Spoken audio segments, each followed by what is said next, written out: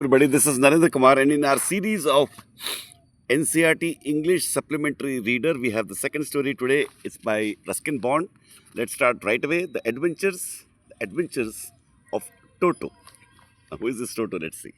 We'll read word by word. I won't come between you and the author. I'll try to express it as best as I can.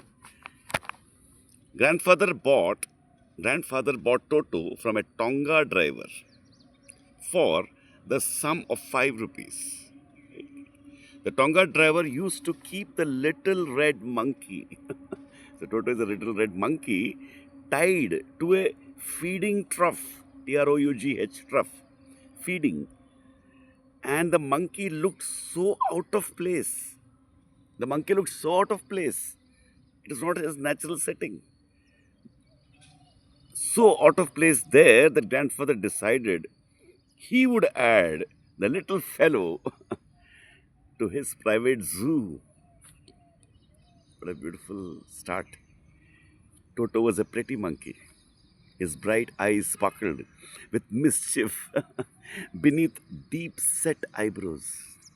And his teeth, which were a pearly white, were very often displayed in a smile that frightened the life out of elderly Anglo-Indian ladies. His smile was frightening. Anglo-Indian ladies. Anglo-Indian are those people who were a mix of Indians and mixed descendants of Indian and Britishers. But his hands looked, but his hands, but his hands looked dried up. His hands looked dried up as though they had been pickled in the sun for many years. Yet his fingers were quick and wicked. So beautiful. And his tail, while adding to his good looks, grandfather believed a tail would add to anyone's good looks. This is in the brackets. Also served as a third hand. His tail was like a third hand. He could use it to hang from a branch, and it was capable of scooping up any delicacy. Scooping up, taking out, scooping up, scoop this in. Any delicacy that might be out of reach of his hands. Wow. He could use the tail as a third hand. Grandmother always fussed. Oh, no, no, no, no, all that. When grandfather brought home some new bird or animal. So it was decided that Toto's presence should be kept a secret from her until she was in a particularly good mood. Grandfather and I put him away in a little closet opening into my bedroom wall, where he was tied securely, or so we thought, to a peg fastened into the wall. So into the wall there's a peg. It's tied to that. Grandmother, a few hours later, when grandfather and I came back to release Toto, we found that the walls, which had been covered with some ornamental paper chosen by grandfather, now stood as naked brick and plaster. The peg in the wall had been wrenched from its socket,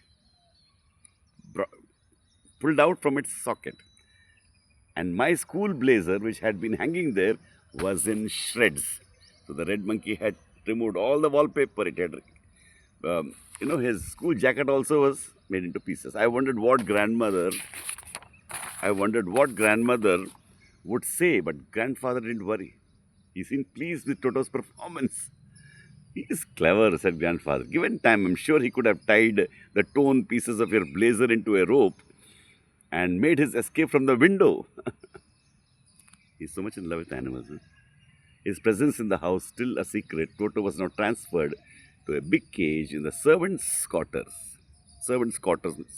outside, where a number of grandfather's pets lived very sociably together. A tortoise, a pair of rabbits, a tame squirrel, and for a while my pet goat. But the monkey wouldn't allow any of his companions to sleep at night. So, grandfather, who had to leave Dehradun is a place, next day to collect his pension in Saharanpur, decided to take him along because he was not sure he'll behave himself. Unfortunately, I could not accompany grandfather on that trip.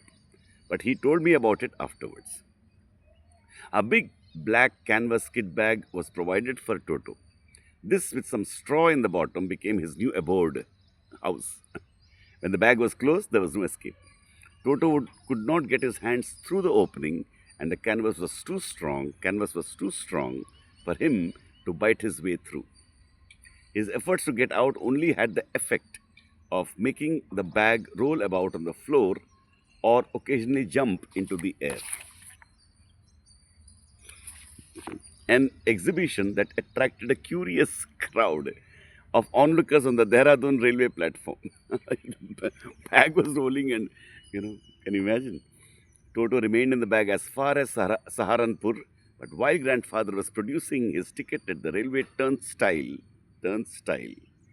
Toto suddenly poked his head out of the bag and gave the ticket collector a wide grin. The poor man was taken aback, shocked. But with great precision of mind and much to grandfather's annoyance, he said, "Sir, you have a dog with you. You'll have to pay for it accordingly." In vain did grandfather take Toto out of the bag. In vain did grandfather take Toto out of the bag. In vain did he try to prove that a monkey did not qualify as a dog or even as a quadruped. Toto was classified as a dog by the ticket collector, and 3 rupees was the sum handed over as his fare, as his amount. Then grandfather, just to get his own back, took from his pocket our pet tortoise and said, "What must I pay for this, since you charge for all animals?" Ticket collector looked closely at the tortoise, prodded it with his forefinger, like that, and gave grandfather a pleased and triumphant look and said, "No charge, it is not a dog." When Toto was finally accepted by grandmother, he was given a comfortable home in the stable outside house, where he had for a companion the family donkey, Nana. On Toto's first night in the stable, grandfather paid him a visit to see if he was comfortable. To his surprise, he found Nana, without apparent cause, pulling at her halter and trying to keep her head as far as possible from a bundle of hay. Grandfather gave Nana a slap across her haunches, and she jerked back, dragging Toto with her. He had fastened onto her long ears with his sharp little teeth. Toto and Nana never became friends. Never became friends. The donkey and the monkey. A great treat for Toto during cold winter evenings was a large bowl of warm water given him by grandmother for his bath.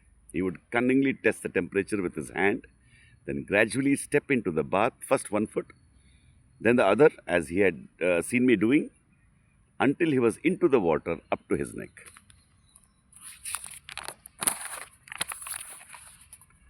Once comfortable, he would take the soap in his hands or feet and rub himself all over. When the water became cold, he would get out and run as quickly as he could to the kitchen fire in order to dry himself. If anyone laughed at him during his performance, Toto's feelings would be hurt, and he would refuse to go on with his bath. One day, Toto nearly succeeded in boiling himself alive. A large kitchen kettle had been left on the fire to boil for tea, and Toto, finding himself with nothing better to do, decided to remove the lid. Finding the water just warm enough for a bath, he got in with his head sticking out from the open kettle. This was just fine for a while until the water began to boil. He didn't know about boiling. Toto then raised himself a little, but finding it cold outside, sat down again. He continued hopping up and down for some time until grandmother arrived and hauled him, half boiled, out of the kettle. If there is a part of the brain especially devoted to mischief, that part was largely developed in Toto. Only mischief. He was always tearing things to pieces. Whenever one of my aunts came near him, he made every effort to get hold of her dress and tear a hole in it. One day at lunchtime, a large dish of pulao, it's a dish, biryani, pulao, stood in the center of the dining table. We entered the room to find Toto stuffing himself with rice. It's a rice dish. My grandmother screamed and Toto threw a plate at her. One of my aunts rushed forward and received a glass of water in the face. When grandfather arrived, Toto picked up the dish of pulao and made his exit through a window. We found him in the branches of the jackfruit tree, the dish still in his arms. He remained there all afternoon, eating slowly through the rice. All afternoon, eating slowly through the rice. Determined on finishing every grain. And then, in order to spite grandmother, Malice, who had screamed at him, he threw the dish down from the tree and chattered with delight when it broke into 100 pieces.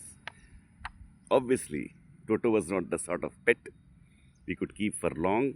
Even grandfather realized that. This grandfather, who was a big fan of animals, also realized that. We were not well-to-do, we were not rich, and could not afford the frequent loss of dishes, clothes, curtains, and wallpaper. So grandfather found a Tonga driver and sold Toto back to him. Sold Toto back to him for only 3 rupees. Such a beautiful story. Ruskin Bond writes about real life. But he writes with such selectivity. See how he wrote, how he described. So literature is not only about a theme, it's about how you write, how you present the facts. What is speaks for itself. Anyway, I think all of you have felt it in your own way. Listen to this video again and again so that you'll get the full content. Don't read half. Get the full content properly. Then give a gap and then read on your own. And of course, you can do your exams very well because everything you know. Thank you.